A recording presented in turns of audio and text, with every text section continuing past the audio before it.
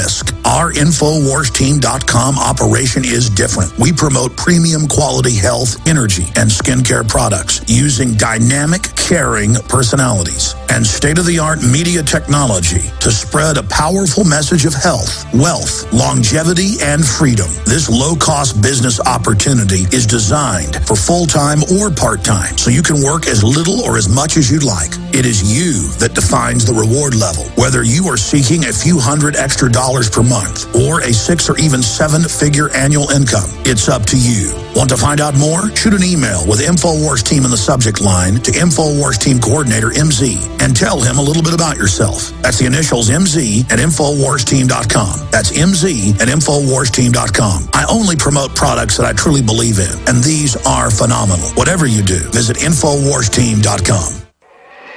Whatever winter activity you enjoy, from snowmobiling, snowshoeing, skiing, or camping, there's inherent danger that you may find yourself having to stay warm. Be ready with InstaFire, a revolutionary, safe, simple, and versatile fire starter. InstaFire is a patented blend of volcanic rock, wood pellets, and paraffin wax that gets a fire blazing in just minutes. InstaFire is self-sustaining fire that starts right on top of snow or water and even burns wet wood. Sound incredible? It is. Check it out at instafire.com. A must for any outdoor winter activity. InstaFire easily lights with matches or flintlock lighters, is environmentally friendly, stores easy, is lightweight, comes in a variety of sizes, and starts at $1.25 for a single pack or only $59.95 for a 5-gallon pail with free shipping. Go to instafire.com, spelled INSTA fire.com, or call 888-482-4868. That's 888-482-4868. Safe, simple, versatile. InstaFire.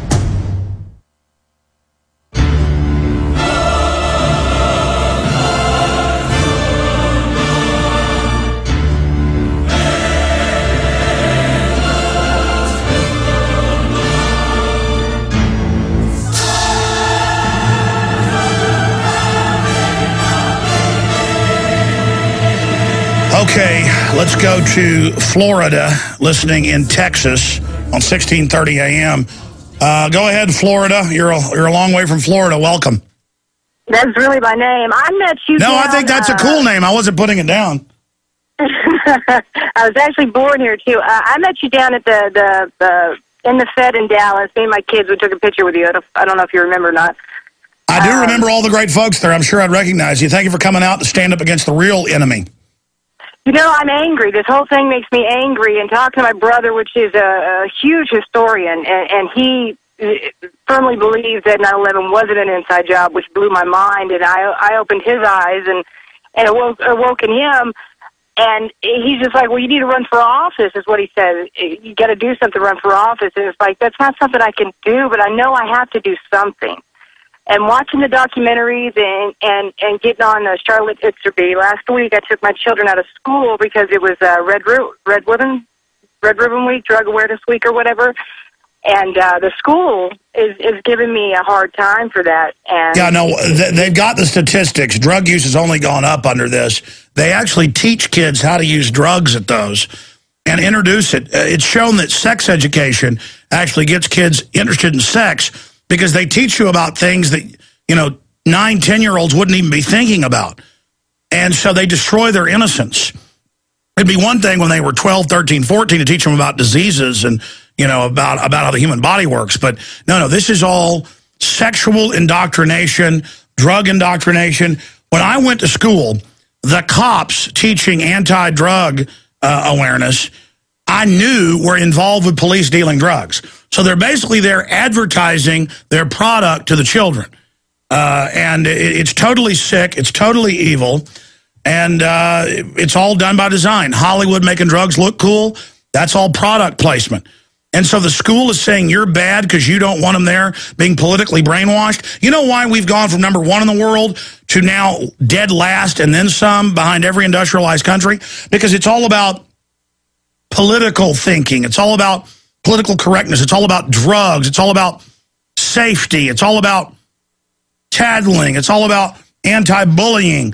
It's all about don't run at recess. Don't shake hands. It's all about prisoner training instead of reading, writing, and arithmetic. People ask why the economy's falling apart. Our education system's been destroyed by design. We've been deindustrialized by design. The taxes are too high on the middle class. That's why we're falling apart. But so the school's, quote, giving you trouble, huh?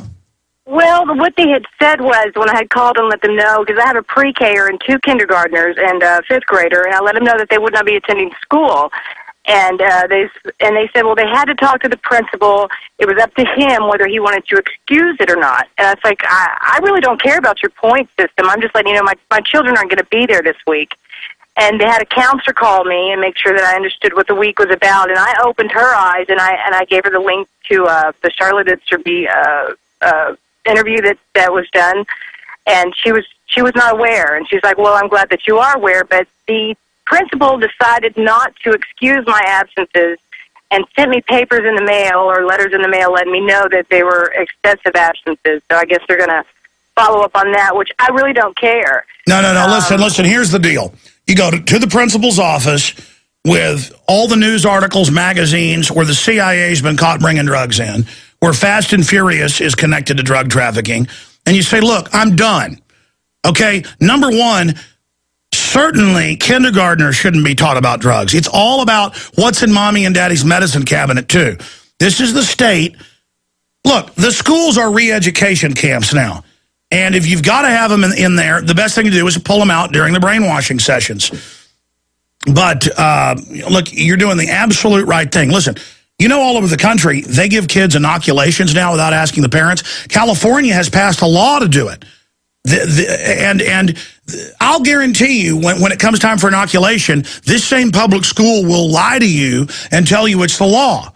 At that point, they're engaged in racketeering and fraud, and at that point, you should sue them. They know there's no law.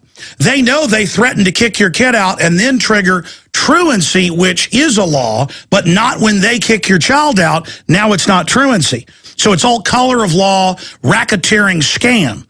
And so you let them know that, and you let them know that you may think you're even going to gang up on me and try to call CPS. You go ahead and do it.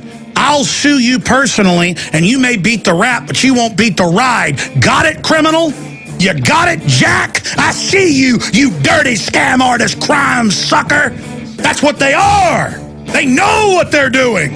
They know it. They sit there and lie to you and tell you your child has to be injected with that poison. We'll be right back. Stay with me. We're on the march. The empire's on the run. Alex Jones and the GCN Radio Network. This is Alex Jones with 5 good reasons you should consider buying a solar power generator. Number 1, new climate legislation could easily double or triple your electric bill. Number 2, our new energy czar wants to control how much power your electric company allows you to have. It's true. Total government control of electricity in the name of smart grid technology is coming. Number 3, in some areas of the country, the power grid is dangerously overloaded. And now new socialist legislation is only compounding the problem. Number 4, dangerous weather is always a threat to local grids. Every year, thousands of families lose their power from weather-related outages. Number 5, a solar power generator provides powerful backup insurance and peace of mind. Folks, I really believe in the solar power generators offered by Solutions from Science, one of my oldest sponsors. You can get more information at www.mysolarbackup.com. That's mysolarbackup.com. Remember, the government doesn't own the sun, so go to mysolarbackup.com or call 1-877-327-0365. A very wealthy U.S. citizen is predicting that in 2011, we will witness the most important day in America in more than 50 years. He says it will change everything about our lives. The way you shop, travel, invest, educate your children, and even how you take care of your health and your own family. Now, this man has made some outrageous predictions over the years. The crazy part is, he's usually right. You see, he predicted the collapse of GM, Fannie Mae, Freddie Mac, and America's biggest mall owner, General Growth Properties. In fact, Barron's called his work a dire prophecy. Recently, he created a video, which you can watch online for free, detailing his biggest and most important prediction yet. And it's a real eye-opener. I can't stress this enough. You should at least watch this free video online today. He explains everything you need to know, including simple steps you can take to protect yourself. You can find the video at www.endofamerica3.com. That's endofamerica, the number 3.com. Watch the free video at www.endofamerica3.com. That's endofamerica3.com. Hi folks, this is Alex Jones, and I want to tell you about the Silver Lungs generator. Now you can produce pure and endless colloidal silver and deliver the solution directly into the bloodstream by breathing the solution through the lungs. The respiratory system is the first line of defense for airborne pathogens and viruses. The Silver Lungs generator infuses the respiratory system with your self-produced nano-silver solutions and also delivers the silver nanoparticles instantly into the bloodstream. With continued legislation threatening the sale of nano-silver products, you can now produce pure and endless colloidal silver with the Silver Lungs generator. Very easy to follow step-by-step instructions are provided, making production fast and simple. Go to www.silverlungs.com today and learn more about the breakthrough technology of the Silver Lungs generator. That's www.silverlungs.com.